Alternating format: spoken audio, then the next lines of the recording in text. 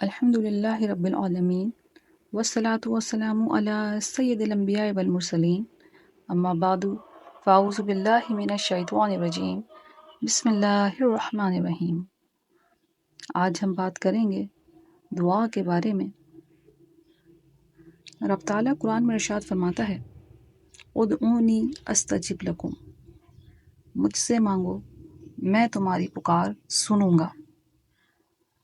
دعا کے لغوی معنی پکارنا، مانگنا، اپنی حاجت کو کسی ایسے کے سامنے بیان کرنا کہ جس سے اس کی حاجت روائی ہو سکے۔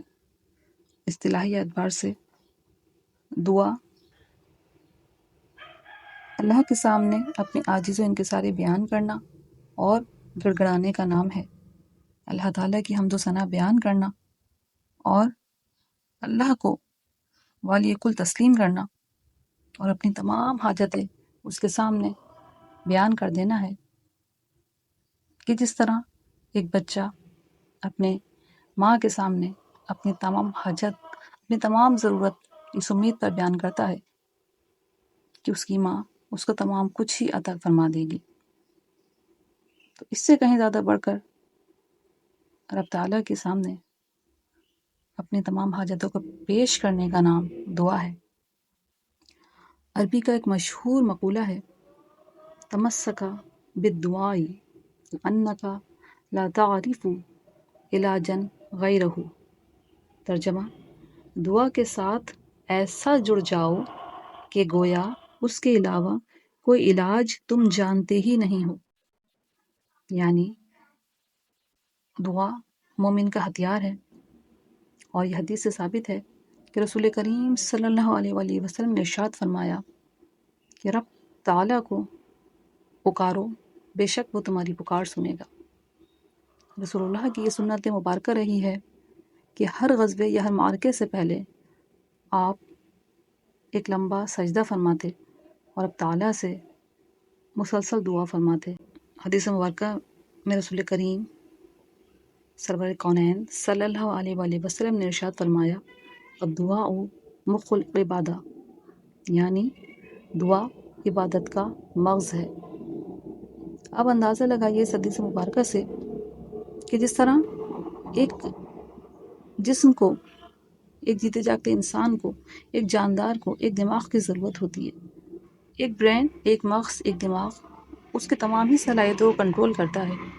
یعنی اگر دماغ میں خلل واقع ہو جائے یا کوئی نقص پیدا ہو جائے تو اس کی تمام ہی فنکشنز، اس کی باڈی کے تمام ہی کام متاثر ہو جاتے ہیں، اور وہ اس انداز سے اپنے افعال انجام نہیں دے پاتے جس طرح سے دینا چاہیے تھا۔ یعنی برینز ہی ہمیں سگنلز دیتا ہے کہ ہمیں کہاں موومنٹ کرنی ہے اور کہاں رکنا ہے۔ اگر کسی شخص کا دماغی توازن کھو جائے تو وہ شخص آؤٹ آف سینسز ہوتا ہے اور اپنی صلاحیتوں کو برے کار نہیں لا سکتا۔ تو اب دیکھیے ایک برین کی، ایک مغز کی پورے جسم میں کتنی بڑی اہمیت ہے۔ تو رسول اللہ نے کیا فرمایا کہ عبادت کا جو مغز ہے، جو اس کا مین فوکس ہے، جو اس کا مین پوائنٹ ہے، جو اس کا مین فیکٹر ہے، وہ کیا ہے؟ وہ دعا ہے۔ دعا اللہ تعالیٰ سے گفتگو ہے، اور مومن کے لیے سب سے محبوب اللہ تعالیٰ کی ذات ہے، اور اس میں کوئی شک نہیں کہ محبوب سے کثرت سے گفتگو محبت میں اضافہ کرتی ہے۔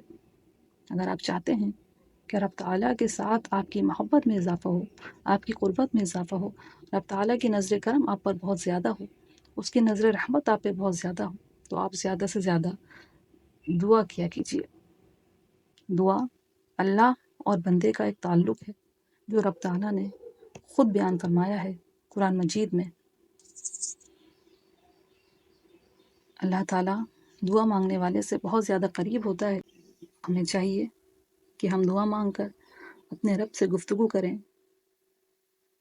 کہ اللہ تعالیٰ نے اس بندے کو اپنا محبوب بندہ سمجھا ہے اور بتایا ہے کہ جو اللہ تعالیٰ سے دعا مانگتا ہے۔ حضرت علی کرم اللہ وجہ ارشاد فرماتے ہیں کہ جب میرا دل چاہتا ہے کہ اللہ تعالیٰ مجھ سے باتیں کرے تو میں قرآن پڑھتا ہوں، اور جب میرا دل چاہتا ہے کہ میں اللہ تعالیٰ سے باتیں کروں تو میں عبادت اور دعا کا سہارا لیتا ہوں۔ تو ہمارا اور آپ کا رب اللہ تعالیٰ ہے جو تمام کائنات کو تخلیق کرنے والا ہے۔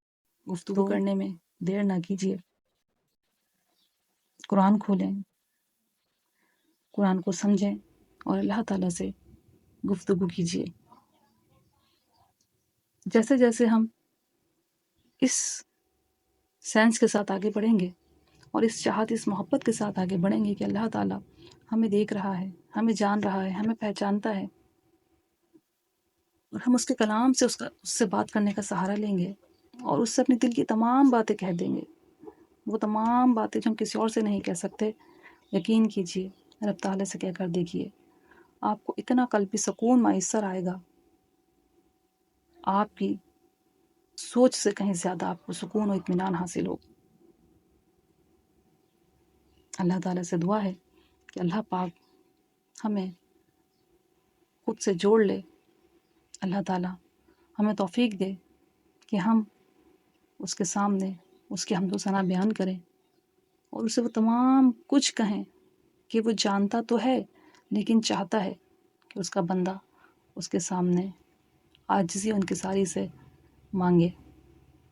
تو آئیے ہم سب مل کے دعا کرتے ہیں کہ رب تعالیٰ تمامی امت مسلمہ کو شعور کی وہ منزل عطا فرما دے، آگہی کی وہ راحت عطا فرما دے کہ جن پر چل کر، کہ جن کو پا کر تمام ہی مقربین بندے جنت کی وادیوں میں، باغوں میں اور جنت کی نہروں میں، وہاں کے میووں سے اور وہاں کے تکیوں سے اور وہاں کے پھلوں سے، جھولتی ہوئی شاخوں سے لطف اندوز ہوتے ہیں۔ سبحان اللہ۔ رب تعالیٰ سے دعا ہے کہ اللہ پاک ہمارے لیے آسانیاں پیدا فرمائے اور ہمیں دوسروں کے لیے آسانیاں پیدا کرنے کا شرف عطا فرمائے۔ وآخر دعوانا ان الحمد للہ رب العالمین۔